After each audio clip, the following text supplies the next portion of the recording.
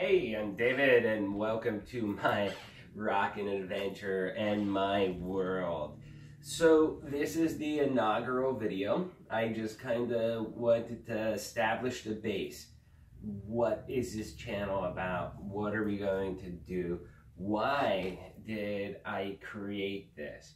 Well, it comes down to this. I'm about to go on to a musical journey. I want to take you guys with me. I've been playing guitar since my teens, got out of it when I moved to Mexico around end of 2001, and I lived there for about 13, 14 years, moved back up here to San Diego, and then now I'm in Los Angeles, and I really wanted to relearn what I knew when I was a teen. Got that down. I understand it, but I'm still lower level intermediate. I want to get to the high end, or maybe even to where I could consider myself as a good guitarist. I can't improv, I can't gig, and that's where I want to get. I have too many gaps. So starting this week, I'm actually finally, for the first time ever, going to get real guitar lessons with an instructor who is this awesome rock and roller guy. And I'm going to be showing you my progress each and every week so you can see how far I've come along by the end of next year, hopefully. I'll probably be, wishing that I could be out gigging on the weekends with some bands around Los Angeles. That's the ultimate goal I have. Now, besides just showing you my progress of where I am with my weekly lessons, I'm also going to be showing you my progression with Rocksmith. I have Rocksmith, I've played Rocksmith, I tried to learn off Rocksmith, and you can to a degree, but I don't think it's a full replacement. I think it's more of a supplemental tool to actual traditional lessons. Although, since I've never been to traditional lessons, it's kind of hard to say that right now at this point. But hopefully I'll have that confirmation shortly. But I am going to record myself playing some Rocksmith. I'm going to try to do a dual camera setup to where you can see the Rocksmith screen as well as you can see me playing. And the reason behind that is Rocksmith is really cool to learn songs. It's much better than just playing a song through an amp or a speaker and trying to read the tab and get it right and pause it and reset it. You kind of learn it bit by bit, and then you grow upon what you've learned with Rocksmith. So it's pretty awesome. I'm going to be showing you that angle. The other angles that we're going to be talking about is music. The state of music, the state of rock, guitars, guitar solos, new albums coming out, concerts. I've been to a crap ton of concerts so far this year. I got so much to talk about. I've seen everybody from Billy Bob Thornton to Seether to Metallica to even Boston and Joan Jett. Who was the best? Well, I'll tell you in a few weeks. And then from there, we're also going to cover one other thing, and that is going to be musical gear. I love getting new gear, testing it. Right now, I'm starting to get into pedals. That's a rabbit hole, and it's fun. It's exciting. I love getting something in. Right now, I'm in the stage where I'm trying to discover, hey, David, what's your sound? What's your tone? Okay? Joe Perry, oh, there he is. He's my idol.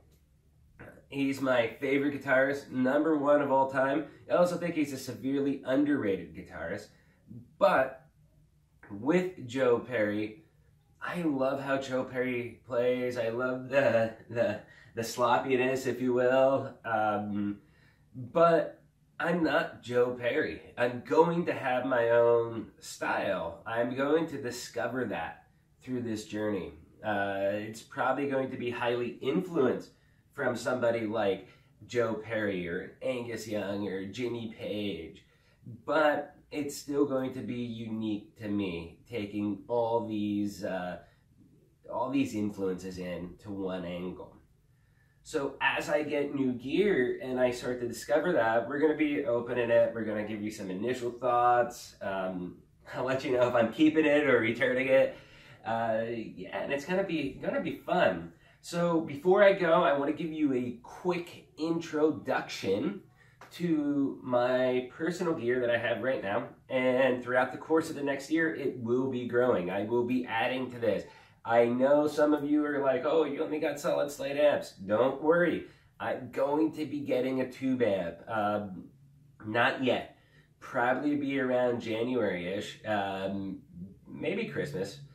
But I do want to get a plexi amp. I think that would sound awesome in my quarter of death.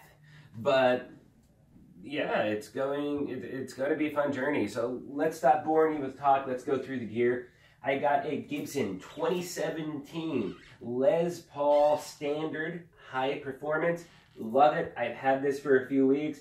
By far the best guitar I've ever played. I love it. The Blueberry Burst is an amazing color with the quadruple A flame on it. It's just amazing.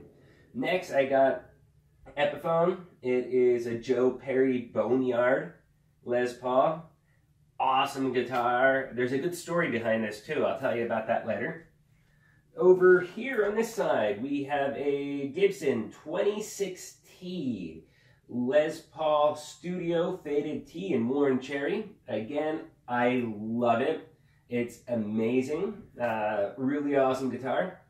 Then finally, one more Epiphone. This is a limited edition 100-year anniversary Les Paul to commemorate Les Paul's 100th birthday. And this in wine red is a beautiful, beautiful guitar. This is something that it just got a good classy feel to it. If I was going to go play with Everclear and wear a suit on stage during a concert, I'd be using that guitar.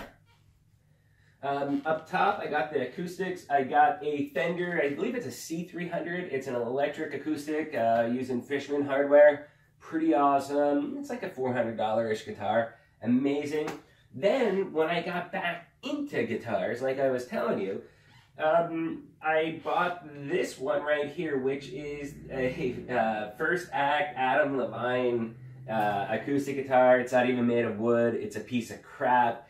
But sentimental value, that's what started me back getting right here to where I'm at. Now, we're looking at the amplifiers. I got a Marshall solid state half stack. It is a MG100HC FX. It's a 4x12 cab. It is awesome. For a $600 half stack by Marshall, you cannot go wrong. Even comes with a foot switch so that you can do the clean, chorus, and overdrive right there really easy. Rest of the equipment I got, you got the other amp here, which is a Marshall Code 50, which is a modeling amp. This is awesome. This has saved me from buying pedals over the last 2-3 years. Why? Well, because I can get almost any sound I want out of that. It's great for home play. You can get a playlist of music, throw it on there through Bluetooth, use the foot switch to quickly go through the preset sounds on there so that you can match the tone that you want for the song you're playing. Amazing. Love it. We'll probably never get rid of that because instead of buying 100 different amps, I have them all on there. As far as pedals, I am light. I'm just starting to go down this rabbit hole now. I got a Korg Toneworks G1, which is a guitar distortion processor. It's got about 9 different sounds on there. So I haven't bought a lot of pedals because I've had that. Great pedal, love it. But I probably will start to get away from that and start getting into more individual pedals for individual sounds as I find who I am. Then I have a Box wah-wah pedal.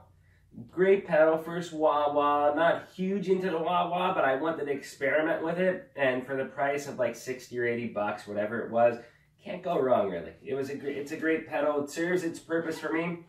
Now, as I go along, I may want something better. But for the time being, entry level, that's great. And then I have a Behringer Vintage Tube Overdrive pedal. This was the first pedal I bought. Besides the foot switches.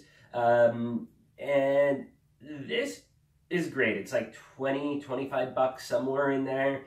It's great for someone who's never owned a pedal and you want to try it. You want to try, what does it feel like to have a pedal hooked up?